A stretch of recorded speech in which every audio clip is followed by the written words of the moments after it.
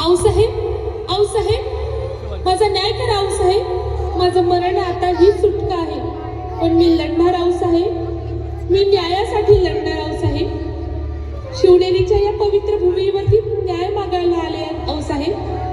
माझ्या शेतावर गावातील जहाल सरदारांनी कब्जा केलाय, पतीला मारलंय, मुलांना रानात फेकले आऊसाहेब, आणि माझ्यावरती अत्याचार केलाय आऊसाहेब. माझ्यावरती अत्याचार केलाय. हेच का महाराष्ट्राचा धर्म? हेच का तुमचं स्वराज्य? सावधान, ही बाई नुसती माझ्या दरबारात न्याय मागत नाही, तर ती महाराष्ट्राच्या आत्म्याला प्रश्न विचारतीये.